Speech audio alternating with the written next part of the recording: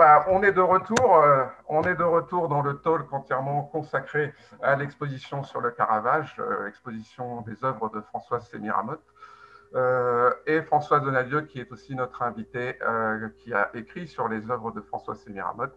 Christelle Merabli aussi, qui est responsable de Christelle Anne Art, association entièrement consacrée à la promotion de l'art sous toutes ses formes. Mais essentiellement la peinture, voilà, les arts picturales. Et donc voilà, on a discuté dans le talk précédent bien, de la rencontre entre Françoise Sémiramoth et Françoise Donadieu. Ils nous ont expliqué un petit peu comment ça s'est passé. Une rencontre enrichissante autour du Caravage.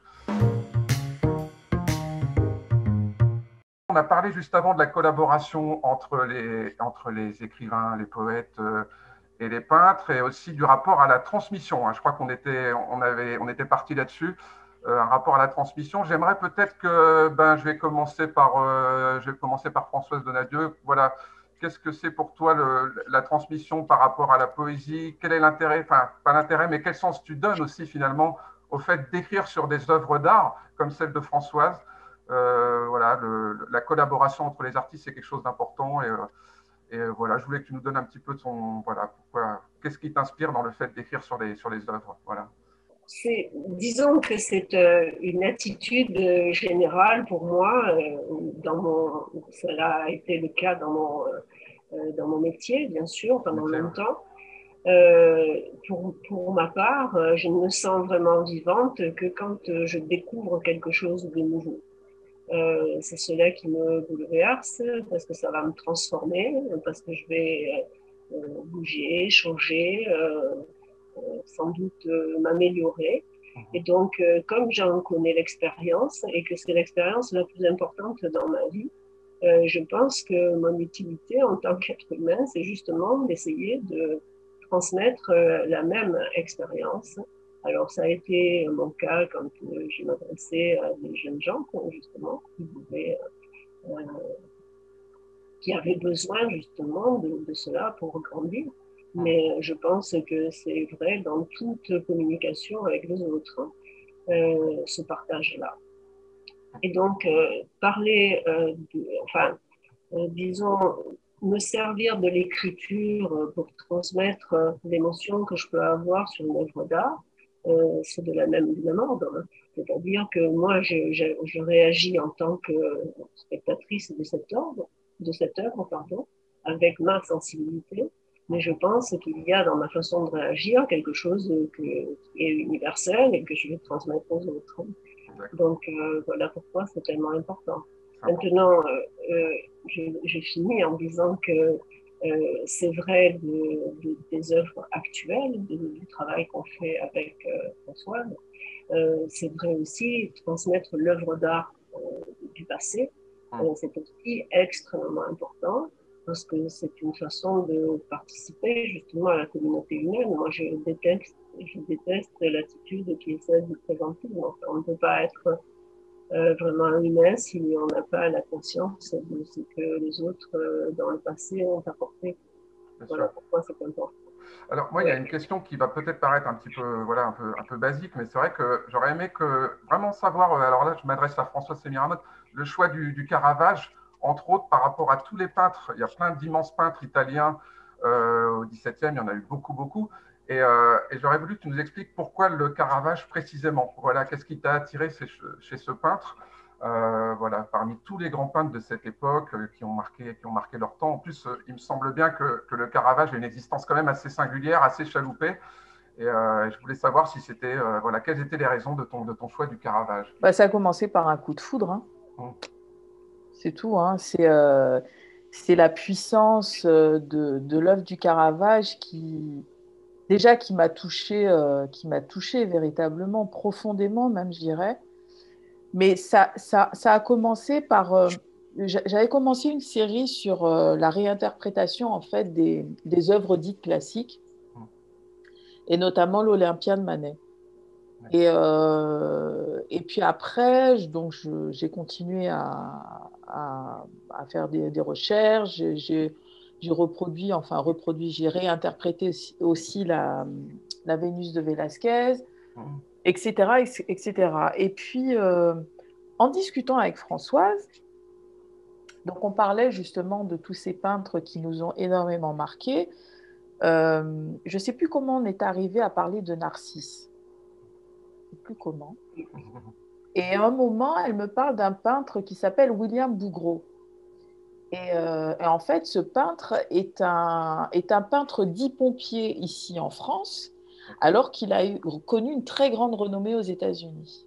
D'accord. Et il a fait une sorte de son interprétation d'un narcisse. Donc, c'est une femme qui se regarde donc dans l'eau et qui regarde son portrait et qu'il a appelé Biblis. D'accord. Et à ce Biblis, en fait, dans la composition de la toile, je lui ai fait correspondre le Narcisse du Caravage. Et je me suis donc intéressée à l'œuvre du Caravage. Bon, j'avais déjà vu des œuvres du Caravage au Louvre, etc.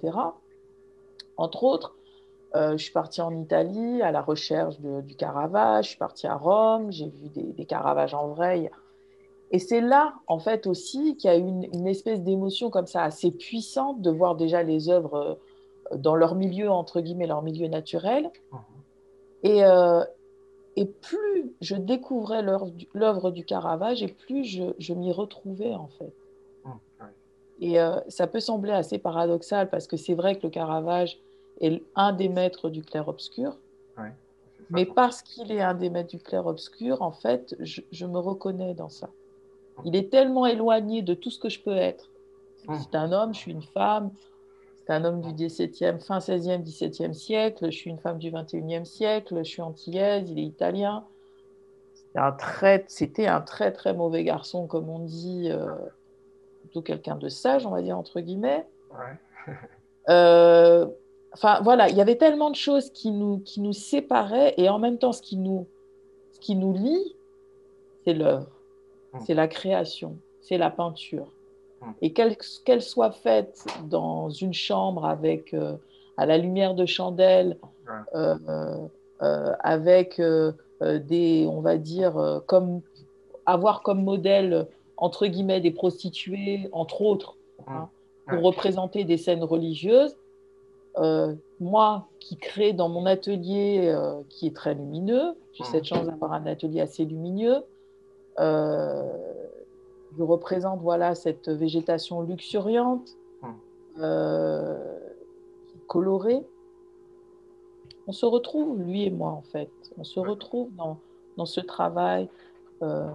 Lui, il exacerbe la chair, la sensualité, le corps. Le corps, véritablement. On sent qu'il y a de la passion dans le corps. On sent qu'il est passionné. Moi, ma passion, je la mets dans la couleur, dans cette... Et en fait, on se rejoint. Vous vous rejoignez là-dessus, oui. On se rejoint tous les deux, véritablement. Et c'est parce qu'il ne me ressemble pas que je suis intéressée par son travail, parce qu'il est tellement loin de moi qu'il m'interroge. En fait, j'aime ce qui m'interroge, j'aime ce qui ne me ressemble pas. Oui, ça c'est fort, ok, bien sûr. François, simplement parce que ça me permet de me dépasser, d'aller plus loin, de voir derrière, de s'interroger. Et tu parlais tout à l'heure, on parlait de la transmission, c'est ça. C'est que lorsque je suis face à des élèves, parce que j'interviens aussi dans des établissements scolaires, que ce soit de la maternelle au lycée, ou même avec des seniors, puisque je fais aussi des conférences avec des seniors sur l'histoire de l'art. Quand je suis face à ce public-là, déjà, ils sont assez surpris, parce que voilà, c'est pas tous les jours. Donc, je suis plasticienne, je suis noire, j'arrive, je leur présente Matisse, je vais leur présenter Caravage, je vais leur présenter Fanny Rousseau, je vais leur présenter Mondrian, je vais leur présenter, je sais pas, le surréalisme, etc. Sinon, moi j'adore. Voilà, c'est toute cette différence, tout ce mélange, etc., qui fait qu'ils vont avoir la curiosité de dire, tiens, comment cet artiste, qui de prime abord, je ne pensais pas qu'elle était artiste, je ne pensais pas qu'elle pouvait justement m'apporter sa vision de peintre classique ou de peintre moderne ou de peintre d'artiste contemporain ou contemporaine, comment cet artiste va aborder cet art-là et comment elle va me le transmettre. Avec ton histoire à toi, tes origines. Et avec ma propre histoire, avec ma propre expérience. Et c'est ça c'est ce qui me plaît, en fait. C'est ce c'est ce qui nous enrichit tous, finalement. Françoise, justement, j'avais une question là-dessus, parce que je voulais savoir si tu avais déjà présenté le Caravage créole à des scolaires ou à des seniors. Et le fait que tu travailles, alors en fait, il y a presque 3, 4 niveaux de lecture de ton travail, entre ton travail à toi, le travail sur la couleur, le fait que ça soit inspiré d'un artiste de la Renaissance qui travaille sur l'ombre et la lumière, la participation des écrivains, et enfin, comment est-ce que le public s'approprie l'œuvre ensuite. Donc, du coup, ça donne vraiment un gros panel de possibilités de lecture et d'interprétation et d'appropriation de ton travail. Et donc, je voulais savoir, est-ce que tu l'as déjà présenté à des scolaires et qu'est-ce que tu mets en avant et quel est ce qui, pour eux, est la première réaction? En fait, il y a eu deux expériences qui ont été faites. Il y en a une autre qui normalement va continuer au mois d'avril 2021. En fait, j'ai eu la chance d'avoir été sélectionnée par le centre NOSIG. En fait, c'est le centre LGBTQ+, à Nantes, dans le cadre du festival Pride and Art. Et dans ce cadre-là, j'ai été artiste en résidence au lycée Nelson Mandela de Nantes, avec un professeur d'histoire géo qui est vraiment très, très, très, on va dire, très impliqué justement dans la transmission, dans l'histoire, etc. Et qui s'appelle Pascal Boursier, et qui en fait m'a demandé, voilà, comment je pourrais, dans ce cadre de ce festival, aborder la notion des différences de genre. J'ai proposé le Caravage. Et j'ai proposé mon travail sur le Caravage créole. Et en fait, les élèves de la seconde à la terminale ont été amenés à réinterpréter 2 œuvres du Caravage, le Bacchus et le jeune homme mordu par le lézard, que j'ai réinterprété également. Et à l'issue de cette résidence, il y a 2 grandes œuvres qui sont encore in situ dans le lycée, qui ont été créées avec les élèves. Donc, dans un premier temps, je leur ai présenté le Caravage. Donc, j'ai fait une conférence sur le Caravage, sur son travail, etc. Et puis après, il a fallu effectivement que les élèves s'approprient ce travail-là et qui, à leur tour, réinterprètent ma réinterprétation. En fait, comme tu dis, c'est sans fin, ça peut être sans fin. Et il y a un autre jeune public aussi qui a été sensibilisé à ce travail-là. C'est suite au travail de sérigraphie très grand format sur le jeune homme mordu par le lézard que j'ai réalisé au sein de l'atelier Altiplano à Marseille. Et en fait, des jeunes enfants des quartiers nord avec lesquels je travaille depuis des années avec une association à développement à Marseille, je les ai emmenés voir une de mes expositions. C'était le work in progress donc de ce projet-là, dans le cadre des journées européennes du patrimoine au sein de la maquette Planète Émergence. Et en fait, en voyant ce travail-là, le travail n'était pas encore terminé.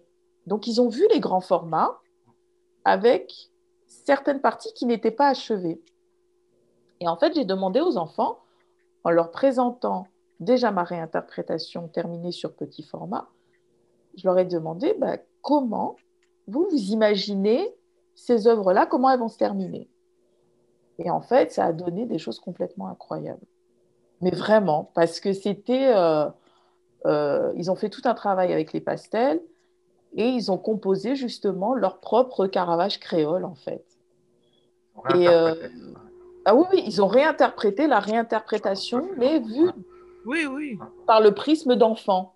Oui, c'est ce que je trouve assez intéressant et que j'ai hâte qu'on arrive à ce stade-là, c'est la réinterprétation de ton interprétation par les jeunes générations. Exactement. C'est quelque chose que j'ai envie de voir et qui m'intéresse vraiment beaucoup.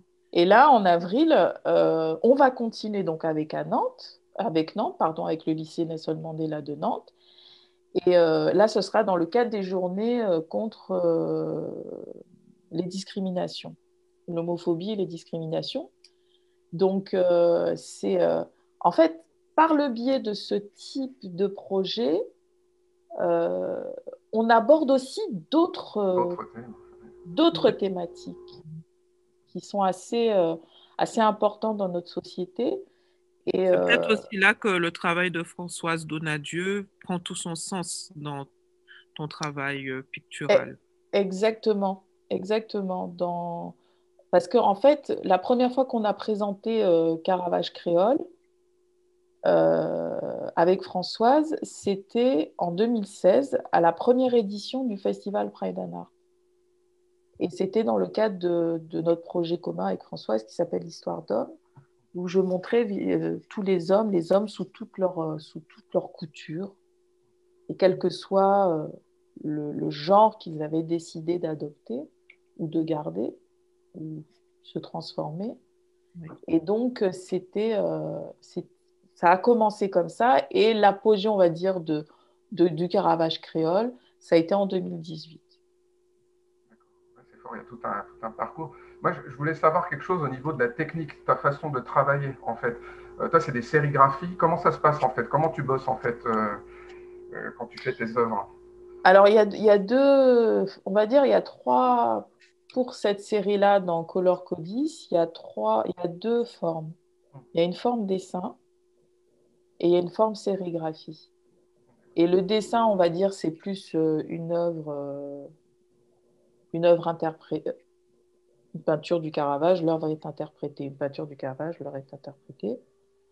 Là, pour les sérigraphies, c'était différent. C'était vraiment le travail sur la couleur. Et puis, c'était un nouveau médium pour moi. Je n'avais jamais fait de sérigraphie.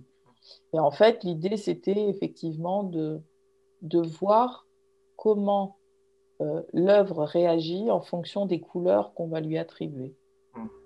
Et donc, effectivement, il y a 3 versions de la même représentation, mais avec des couleurs différentes. D'accord, ouais, c'est la technique.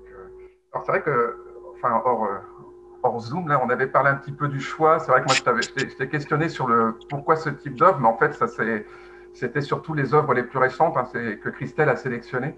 Parce qu'au début, je me disais, mais voilà, comment on fait pour choisir, quand on a plein de créations, lesquelles on va prendre en priorité pour les présenter au sein d'une exposition en ligne, parce que c'est toujours compliqué, quoi, de savoir qu'est-ce qu'on va proposer. Et voilà, et en même temps, quand on regarde ce qui est proposé, on voit qu'il y a une vraie cohérence. Chaque œuvre a vraiment sa place. Et notamment la peinture que tu as faite, qui est confrontée au poème de Françoise, s'appelle La Morsure. J'ai bien aimé le dialogue aussi que ça crée. Et j'ai essayé de voir un petit peu le sens, voilà, le côté charnel des œuvres, et qu'on ressent dans le poème de Françoise Donadieu, que j'ai trouvé très, très émouvant, quoi. Enfin, voilà, tout ça, ça fonctionne très très bien. Je voulais savoir comment tu avais écrit ça, quoi. Il est puissant ce poème, en fait, hein. Voilà, d'un côté le cannibalisme de Marie Scondé, d'un autre côté la morsure, et voilà, je trouvais que c'est intéressant, le côté charnel. Voilà, voilà pourquoi ça t'avait inspiré ça. D'ailleurs, de toute façon, le tableau La Morsure, il est extrêmement charnel, hein. Oui, ça c'est moi qu'on puisse dire. Ouais. Ouais. Ça m'a, tu sais, juste pour te répondre, l'exposition, en fait, j'avais fait une première version. Et puis en la regardant, je me suis dit non, les œuvres qu'elle a fait sur Caravaggio, c'était vraiment, ça m'a paru d'un coup une évidence que ça racontait une histoire. Et relié avec les textes de Maryse et de Françoise, c'est un ensemble cohérent, quoi. Il n'y avait pas d'autre façon de présenter les choses, c'était fait pour être ensemble. Ouais. Tout de suite, tu as senti que ça devait se mettre ensemble comme ça. Oui, ça m'a paru une évidence. Ouais, entre les deux types d'expressions. Alors, moi, il y a aussi, je voulais savoir un petit peu. Françoise n'a pas encore répondu. Oui, vas-y, Françoise, par rapport au poème sur la morsure, parce que voilà, comment est-ce qu'on écrit ça? Qu'est-ce qui inspire un poème comme ça, quoi? Pour savoir un petit peu. Je pense qu'il y a quelque chose chez le Caravage qui justifie aussi l'intérêt très fort et la passion que Françoise a pour ce peintre.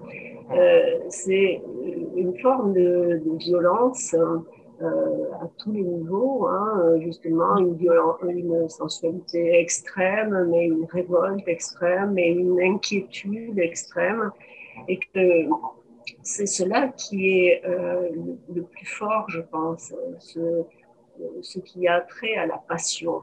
Et la passion, c'est aussi chez Caravage, elle l'a dit pour la création, hein, mais c'est la passion de la vie.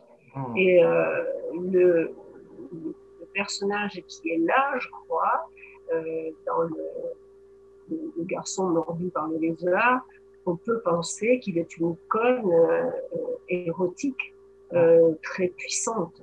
Et Rose, c'est ce qui donne même une force de vie. Et je crois qu'il y a dans le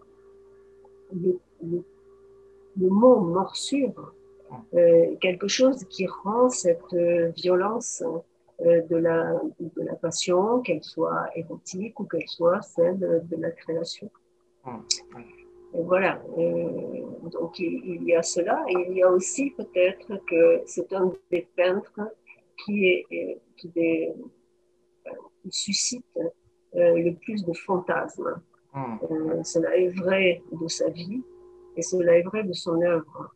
Et comme c'est fantasmatique, son univers, je pense qu'il appelle à la représentation sans cesse, à la réinterprétation sans cesse, puisqu'on peut se l'approprier et à partir des images qu'il propose, fantasmer soi-même.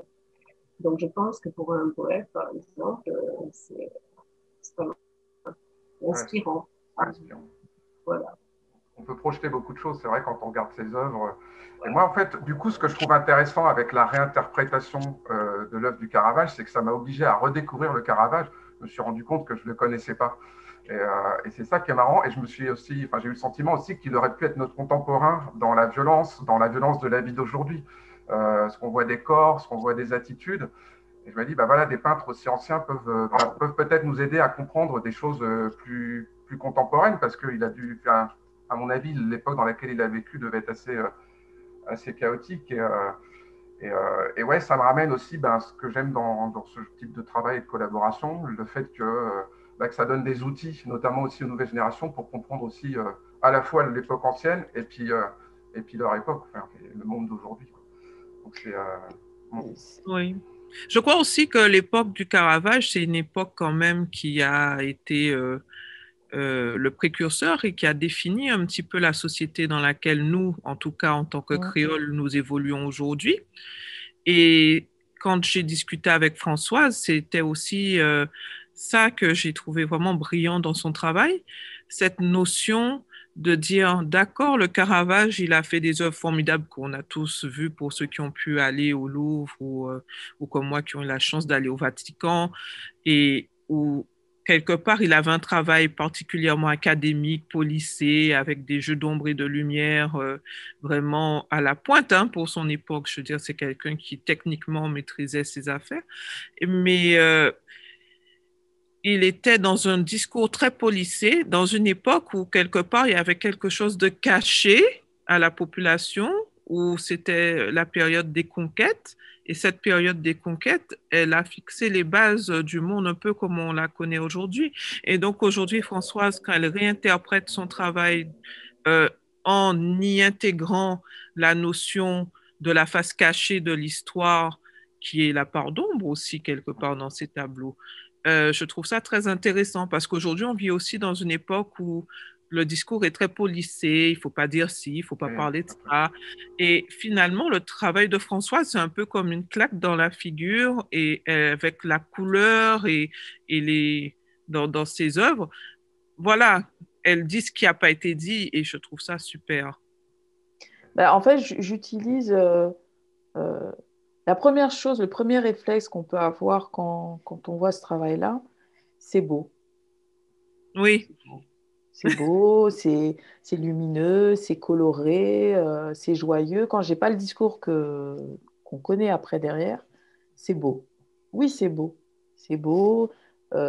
Et c'est parce que j'introduis cette couleur-là. C'est pour ça que je dis que la couleur a sa symbolique, a vraiment son sens véritablement. Quand, par exemple, je vais faire une végétation luxuriante, c'est la végétation qui me ressemble parce que je suis originaire de la Guadeloupe et plus précisément du Grand Matouba. Il faut savoir que le Matouba était un lieu de résistance pour les Nègres-Marrons. Tout simplement. Il y a une stèle qui est dédiée à Delgrès, qui se trouve justement sur les méandres comme ça quand on monte à Matouba. Et parmi toute cette beauté, sur nos îles, a été commis un des plus grands crimes de l'humanité. Et nous sommes issus de toute cette histoire.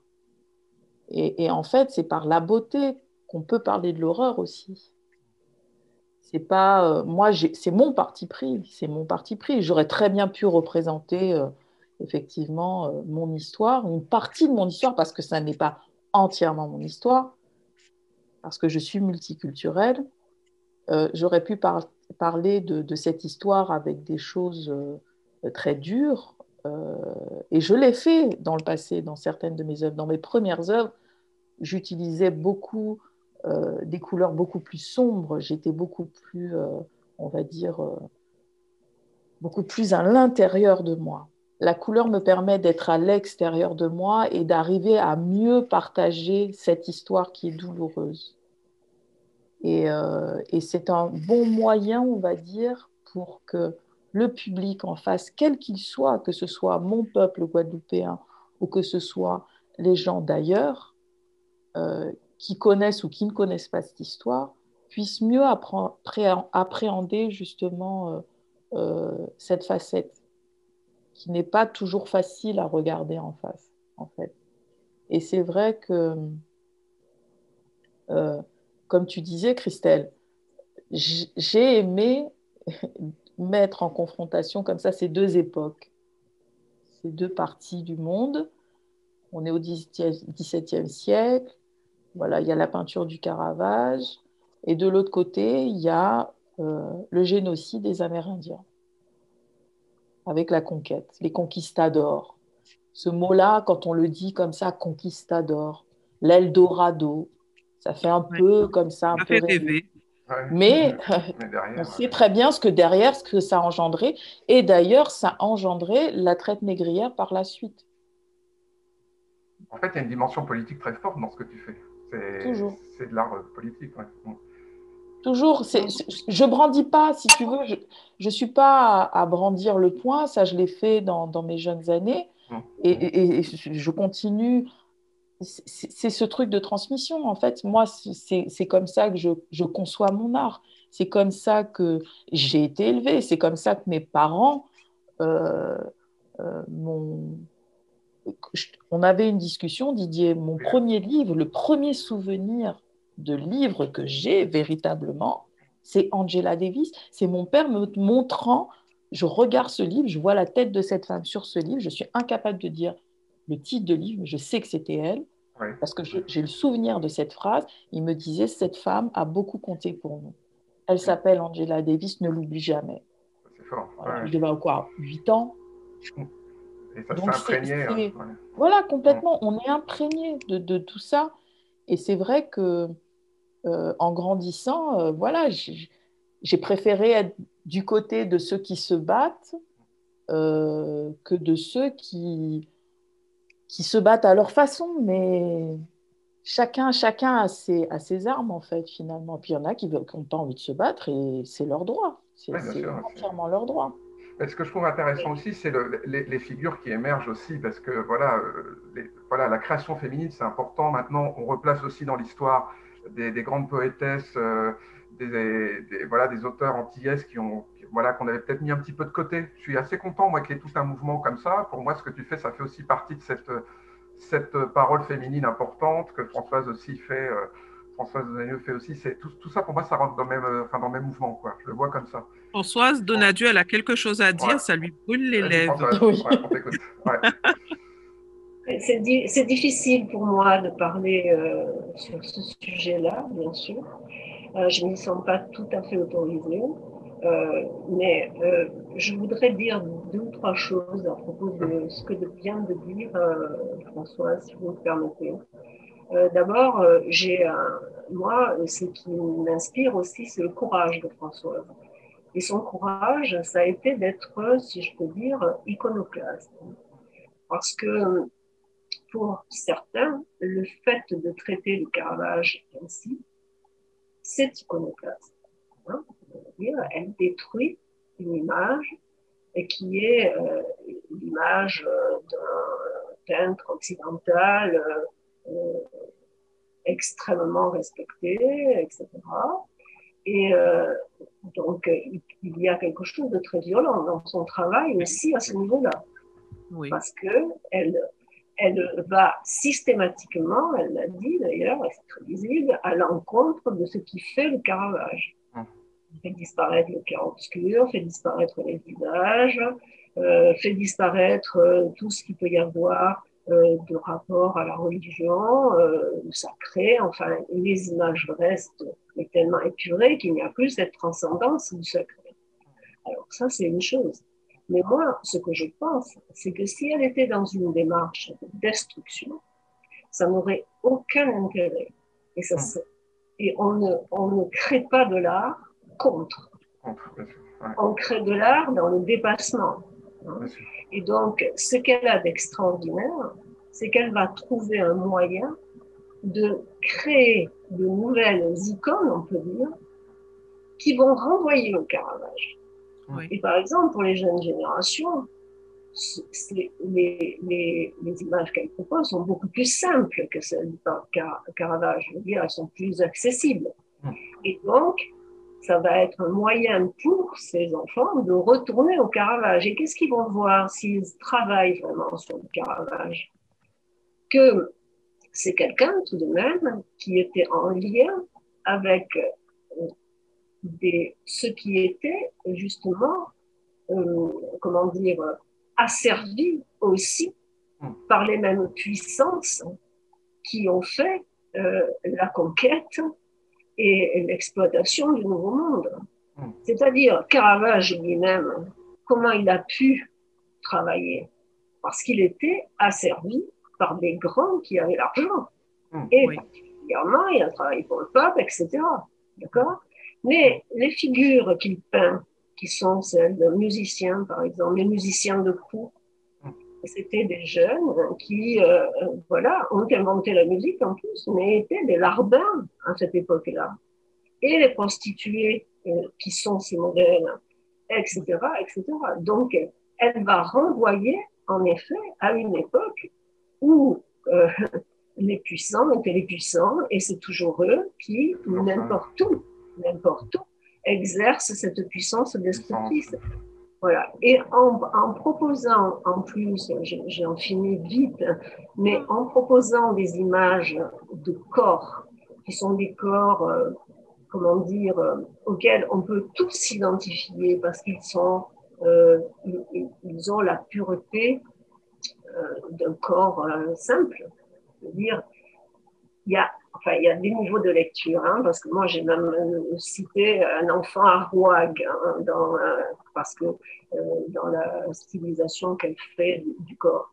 Mais ces corps-là, ce sont des corps qui ont souffert et auxquels on peut s'identifier, n'importe qui. Et c'est ce que je trouve très fort. Il y a un deuxième dépassement en plus, que je trouve aussi très très fort, c'est que la transcendance chez Françoise devient la nature, et non pas Dieu, enfin le Dieu chrétien, hein, qui a participé à la conquête, justement. Donc ça aussi, c'est un bouleversement absolument extraordinaire. Enfin, je veux dire, on en parlerait longtemps. Hein. Ouais, je veux pas. Bah, je crois qu'on va finir sur cette super réflexion que je trouve excellente, Françoise. Il nous reste à peu près 5 minutes, c'est pour ça, pour pas que ça nous surprenne trop. Merci beaucoup pour tous les témoignages autour de l'exposition Françoise Sémiramoth. Je remercie d'avance les gens qui visionneront ce talk. Voilà, donc il y a 2 talks qui sont consacrés à cette exposition en ligne sur la réinterprétation du Caravage, comme tu nous l'as bien expliqué, Françoise Donadieu, et comme Françoise Sémiramoth nous a aussi bien fait comprendre toute cette démarche. Oui, moi, je suis vraiment très de mettre en lumière et en couleur ce qui était dans l'ombre. C'est-à-dire qu'il était vraiment dans son époque, les gens avec qui il fréquentait, la vraie vie qu'il avait, parce que quelque part, quand tu lis ça avec la communauté LGBT, Au fond, il ne doit pas être malheureux quand même de ton travail, Françoise. Il doit dire, enfin, quelqu'un a le courage de dire que oui, j'étais gay à mon époque, oui, j'ai commissionné des choses pour l'Église catholique et peut-être qu'il n'y croyait pas du tout, mais il n'avait pas le choix. Ouais. Tu vois, et je trouve que oui, tu mets vraiment de la lumière sur ce qui était dans l'ombre. Et comme dit Françoise Donadieu, ça donne à la jeunesse une autre opportunité d'interpréter l'histoire et de voir les choses sous un nouvel angle. Et je remercie encore tout le monde. Merci Christelle, c'est cool. Ça allait. Merci. J'espère que ça vous a... On a appris plein de trucs, il y a tellement d'éléments, il y a plein de trucs à dire là-dessus.